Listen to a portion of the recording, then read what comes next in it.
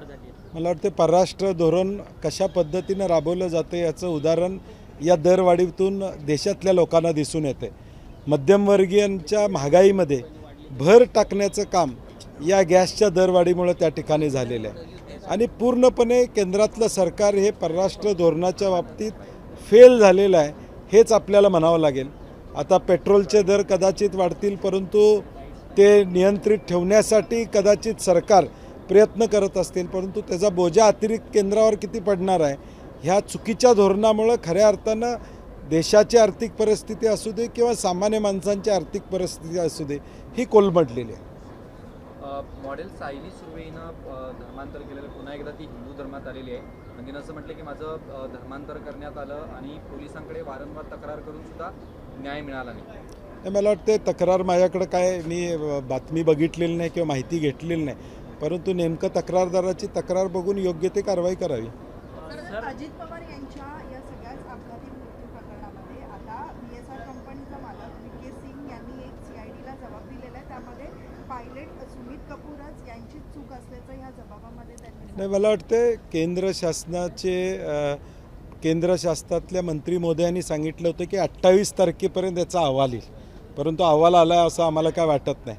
DGCAनं किंवा जो अहवाल आला त्यात काही त्रुटी आढळलेल्या आहेत आणि म्हणून मला वाटते सरकारनं टाईम बाउंड याची चौकशी करावी आणि त्याचा अहवाल लोकांच्या जनतेसमोर त्या ठिकाणी ठेवा। जी संभ्रमावस्था आहे ती संभ्रमावस्था निघाली पाहिजे आणि त्या दृष्टीनं एक तारीख निश्चित करावी। ब्लॅक बॉक्स जप्त करण्यात आलेला आहे, त्याच्यावर नेमकं सरकारनं कारवाई काय केली हे स्पष्ट या ठिकाणी होत नाही आणि मला वाटते ऑफिशियल स्टेटमेंट सरकारचं येणं गरजेचं आहे की आम्ही 1 महिन्यात ही चौकशी पूर्ण करू, किमान संभ्रमावस्था जी आहे ती किमान थांबेल।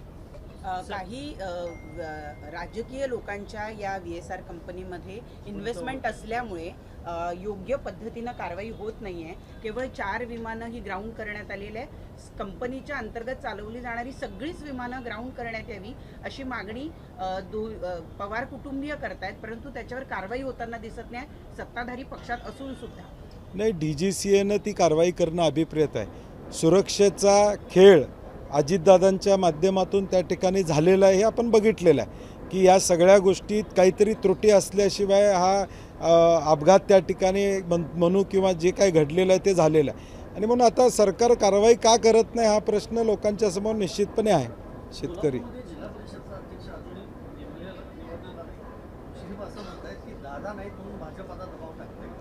नाही, आता त्यांची हतबलता त्यांनी काल दाखवून दिलेली आहे की अजितदादा नसल्यामुळे राष्ट्रवादी पक्षाची हतबलता ही सगळीकडेच दिसून येते।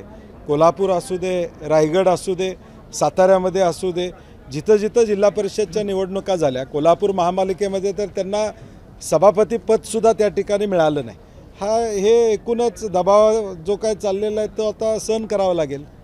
राज्यसभा झाल्यानंतर आता विधान परिषदेच्या निवडणुकीचा विचार ठाकरेंच्या शिवसेनेकडनं केला जातो आणि आताच दावा सांगितला जातो उद्धव ठाकरेंच्या मनात इच्छा असेल तर उद्धव ठाकरेच उमेदवार। नाही, मला वाटते त्याच्यावर राजकीय स्टेटमेंट करण्यापेक्षा महाविकास आघाडी म्हणून एकत्रितपणे आम्ही तो निर्णय त्या ठिकाणी घेऊ आणि योग्य निर्णय आपल्याला निश्चितपणे दिसेल। दुसरा, कर्जमाफी, शेतकऱ्यांची कर्जमाफी या ठिकाणी 100% करू असं सरकारनं सांगितलं होतं, परंतु आता निकष आणि अटी ह्या काय येतात त्याच्यावर बरंचसं अवलंबून असणार आहे आणि ज्यांनी प्रामाणिकपणे कर्ज फेडलेलं आहे त्यांना किमान 1 लाख रुपये देणं अपेक्षित होतं। आमची मागणी 2 लाख आहे।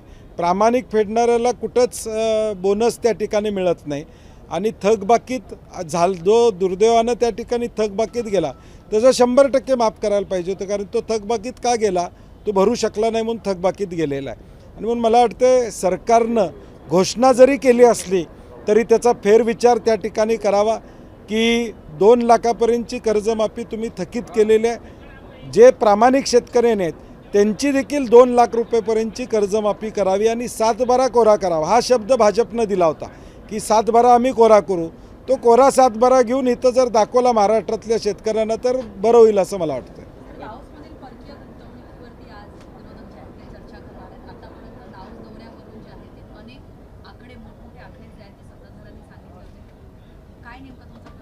नाही, आता महाराष्ट्रातली परिस्थिती बघितली तर आता ज्यावेळी एखादी जाहिरात निघते एका जागेसाठी त्यावेळी जाहिरात निघाल्यानंतर अर्ज करायला तरुण युवक आणि युवती नाही आहेत अशी अवस्था आहे. एवढं इन्व्हेस्टमेंट आलेलं आहे की सगळ्यांना नोकऱ्या मिळाल्यात महाराष्ट्रामध्ये. आता कोण नोकरीपासून अलिप्त नाही अशी अवस्था महाराष्ट्राची आहे. मग एवढी बेरोजगारी कशी आहे, एवढे अर्ज कसे येतात? आकडेवारी प्रचंड आहे, परंतु नेमक्या त्या आकडेवारीतनं रोजगार किती म्हणणं. आणि आमची मागणी आहे सरकारला, तुम्ही एक व्हाईट पेपर काढावा, किमान यातून दावोसला गेल्या 3-4 वर्षामध्ये जे MOUs झाले ते प्रत्यक्षात किती या ठिकाणी उतरले, आकडेवारी जशी तुम्ही MOUची सांगता तशी त्या कंपनीला जागा दिली का, कंपनी चालू झाली का, त्यांची इन्व्हेस्टमेंट आली का, ही आकडेवारी जाहीर करावी अशी आमची मागणी असणारच आहे. सर, रोहित पवारांनी एक ट्विट केलेलं आहे की ह्या सगळ्या अजित पवारांच्या विमान अपघाताच्या मृत्यूच्या प्रकरणात जे रोहित सिंग VSRचे मालक आहेत त्यांच्या लग्न समारंभामध्ये प्रफुल्ल पटेल हे गेलेले होते अशा पद्धतीचा दावा त्यांनी ट्विटच्या माध्यमातून केला. कुठेतरी या सगळ्या विमान अपघाताचा प्रफुल्ल पटेल यांच्याशी लिंक जोडण्याचा नाही, मला वाटते अपघाताच्या पूर्वी त्यांच्याशी अनेकांचे संबंध असू शकतात असं नाही. परंतु नेमकं आता म्हणून मी मगाशी म्हणलं तसं तो त्या संबंधाचा आणि ह्याच्याशी जोडणं किती संयुक्त काय मला माहीत नाही. परंतु आत्ता मागणी काय लोकांची, महाराष्ट्रातल्या जनतेची, की अजितदादांच्या बाबतीत जे गूढ आहे ते बाहेर यावं एवढी साधारणपणे अपेक्षा आहे. थँक्यू.